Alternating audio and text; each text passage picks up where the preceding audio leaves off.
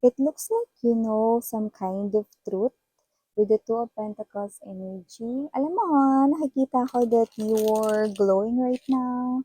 Maaring mas fresh ka ngayon, mas maganda ka ngayon, mas gwapo ka ngayon. Ganyan yung energy mo. And it looks like, no, parang meron ka ritong bagay na alam. And it's the only truth that you know, no? And you're holding it tightly sa iyong heart. Whatever that is, I'm sensing, no, that it's related sa iyong love life, no? Let me take a look at that deeper. So just take only what resonates, okay? Sisirin natin ang inyo ritong kaibuturan ng bikini bottom ng heart niya. At doon ay makikita natin si SpongeBob, si Squidward, at si Mr. Krabs. Emer, doon makikita natin kung ano ba yung ibig sabihin mo dito sa truth na alam mo na parang pinanghahawakan mo ng sobrang higpit. Okay? Like yung belief at paniniwala mo here ay very, very strong. Let me take a look at that. Please just take only what resonates, okay?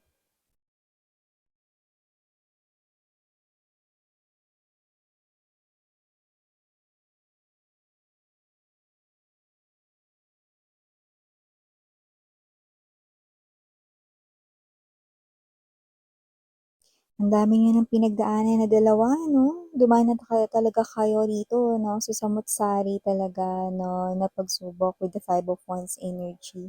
May mga taong na-involve pa dito, no? Nakisawsaw, nakigulo, no? At maaring naging dahilan, no? Ng inyo ritong confusion sa isa't isa. Possible separation din, no? But with this, nakikita ko rito mga babes, no? Na meron ditong bagay, no, na parehas na nasa inyong energy. Okay, let me see. We have here this Two of Wands right now. Yeah, look at that. We now have the strength energy. So yeah, marami na kayong pinagdaanan. Marami na kayong nalampasan.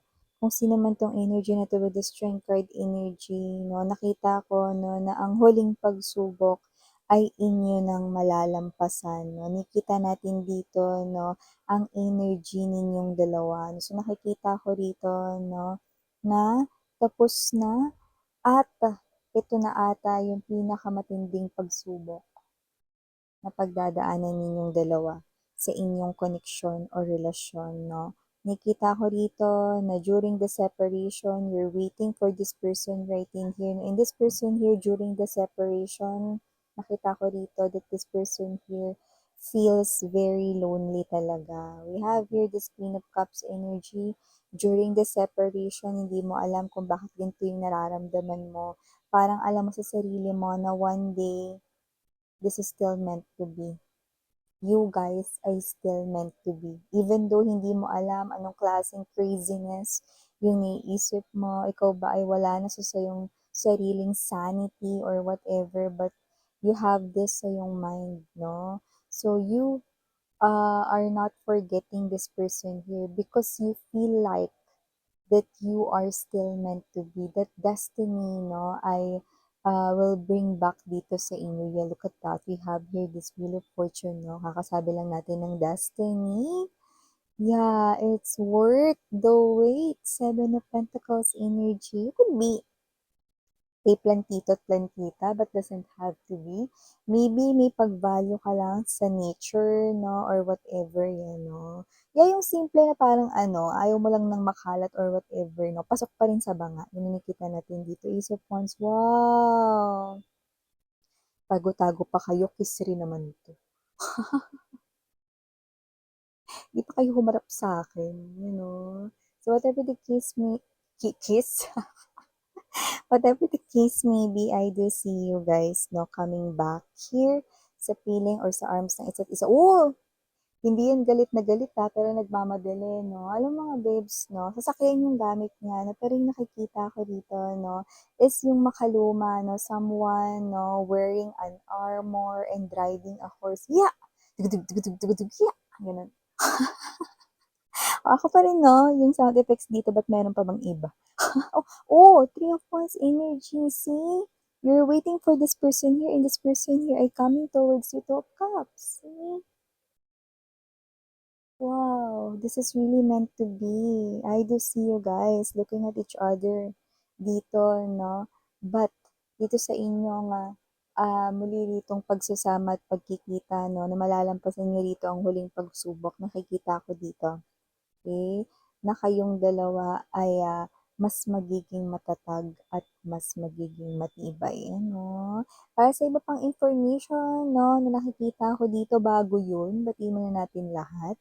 Hi and hello there everyone, my name is Yan. Welcome new subscribers, returning instant buyers, and puyaters, thank you so much. At kung hindi niyo pa alam, mayroon pa tayong other channel link down below sa ating description box. If interested, just click that link para mapunta po kayo dun. Araw-araw ay nag-upload tayo ng collective readings for all signs there. At kung mga babes, no, kayo ay, what's this, hanap ninyo ay reading per zodiac sign, dito rin sa channel na ito, na The High Priestess ninyo matatagpuan iyon. At yun nga, no, wala po tayo dito na time period, pero ito ay nakikita kong mangyayari, no, sa near future ninyo. So, nakikita ko dito, may mga tao na rin na parang pinaghiwalay kayo rito, may mga tao na nakapagitna, no, pwedeng pamilya, mga tutol, mga kaibigan, no, mga pakailamero, no, na nangingialam, meron ding pwedeng third party, no, yung iba sa inyo, nakita ko rito, no, muntik nang mag-give up sa marriage kung kayo ay kasal niyan, look at that, no,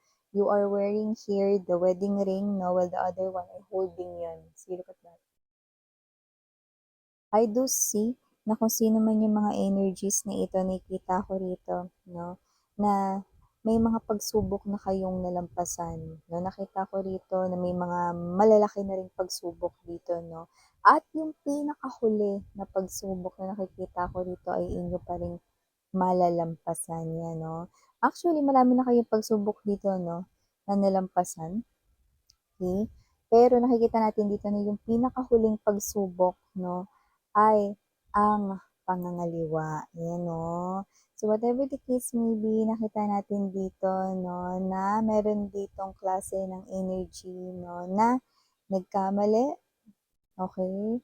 At nakikita ko rito na dito kasi mga babes, no, dito sa pagkakamali na ito, wala talagang choice yung iyong person dahil dumating kayo sa buhay niya, tapos late dumating yung ka-karmic partner niya. No? Ito na, baka maguluhan yung mga bagong dating. No? When we say kasi karmic partner, mga babes, no, partner lang yon kung saan meron lang na parang nakachika na soul, no, ang inyong person dati, no, isa sa mga past lives niya, no? At parang yun ay klase ng unit or class, okay? Sa school, parang ganun, no? Na may kailangan matutunan na spiritual lessons, okay? So, ibig sabihin, kailangan talagang mangyari ito, no? Maaring ito ay pwede nating sabihin na labag sa free will ng iyong person kasi nakatakda itong mangyari, no? Pero ang sitwasyon na ito, okay, ay kailangan na matapos at pagbayaran, no? So, it's a call of the universe right in here, no? Like, the universe right in here, no, ay iaayos anuman ang nangyayari dito, no, sa inyong connection. At nakikita ko, no, na yung spiritual lesson na 'to, no, ay malaki yung pagbabago na maitutulong para sa inyong relasyon ng taong ito. Nakikita ko, no, maybe you are someone here going to gym or exercising, mga ganyan, or just taking care of your body, no, your health. Others could be doing yoga or meditations, yan. So, nakikita rin natin yun here. But, just take only what resonates. No? So, nakikita natin dito, no, it's out of free will ng person mo because the universe right in here orchestrated this. But, it's for your own good. Kasi paulit-ulit lang kayo masasaktan pag hindi tinapos ng person mo yung karmic contract or karmic debt na yun. Okay?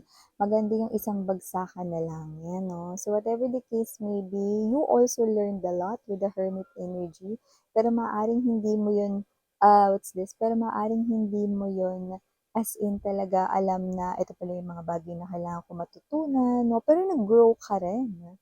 Malaki rin yung naging growth mo sa well-being mo, sa self mo kasi nakita ko dito inalagaan mo talaga yung sarili mo rito, 'no? And alam mo nakakaloka because you are highly intuitive.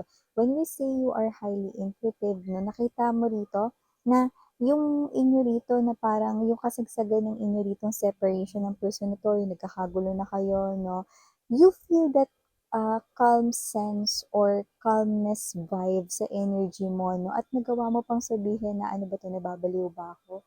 Bakit parang feeling ko sa sarili ko babalik pa rin kami sa isa't isa. Hindi ko alam kung ano 'tong naiisip ko na ito, isa itong kahibangan ata or what 'no." Hindi, because the universe is already giving you the signal that you are right, okay? That you must not forget your person right in here because this person here ay meant for you.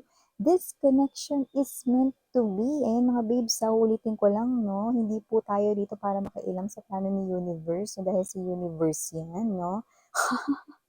Pag si universe, kailangan tabi lang ako. So whatever the case may nakikita natin yun dito, no? At least you get to know this. Ano ba yung nangyayari ngayon? Bakit may ganun kang klase ng feeling? Bakit may ganun kang klase ng naiisip, no? During those times na parang nagkakagulo na hindi mo na naiintindihan, pero malinaw na may mga hindi tamang nangyayari or whatsoever, no? But you remain calm. And you have this kind of thoughts, no? Na yun na pala yung message na intayin mo siya because this is your person. He or she is not really betraying you. Yan. So, ganong klase ng energy, no? Alam niyo mga babes, no, hindi ko rin alam kung ano yung mga timeline, no, ng buhay ng tao, no? Pero, kapag dumating ka na sa punto na tapos na yung lahat, marirealize mo, tama lang pala yung pagkakasunod-sunod ng mga pangyayari. Okay? Because I'm seeing you one day, Seven of Pentacles energy, no, sitting, okay? Sa isang bench or kahit sa corner no, or sa chair, sa corner ng house mo or sa window, more likely, no? And then, may isip mo, tama lang pala yung mga pangyayari. Yeah, kasi whoever these energies are, nakita ko rito, no, na makabubuti itong mga pangyayari nito sa inyong dalawa at mas magiging sweet pa kayo rito. Yun, yung iba meron ditong specific na message 'no, lalo na kung kayo ng partner mo ay, parang, matagal na ditong bumubuo or gusto rito na magkaroon ng anak 'no. This time sa inyong pagbabalikan 'no, ay mangyayari na ito, bibiyayaan na kayo dito because you're both ready na maging parents, 'yan 'no. So at ang gender dito babae, lalaki, LGBT, pero sa nakikita natin dito 'no, this is something here meant to be meant na mangyari 'no. Kaya nakikita natin dito nagmamadali ang person mo rito, Knight of Swords energy. Dahil nakikita ko rito na maaaring ewan ko, maaaring ikaw 'to na paalis ka somewhere ba ito, papuntang ibang bansa ba ito 'no, or lilipat ka lang dito ng lugar or bahay 'no. At 'pag nangyari yun maaaring mahirapan siya ritong hanapin ka kaya nagmamadali na siya diyan 'no. But with the Three of Wands energy, you know in your heart na kahit saan ka mapunta, mahahanap ka niya, no? And things, no, ay talagang naka-arrange dito according sa plano ng universe because bago ka umalis, ewan ko, yan ba ay dahil sa trabaho mo or bago ka lumipat ng bahay, no, ay mahahanap ka niya. Two of Cups right in here, no, I'm seeing you right in here na kahit hindi kayo mag-usap mata sa mata, mare. Tapos ang usapan 'no, ay ang window ng ating soul. So, the moment na yung eyes ninyo ay mag-meet, you already know sa sarili mo na tama ka. This is always meant to be. You are always meant to be.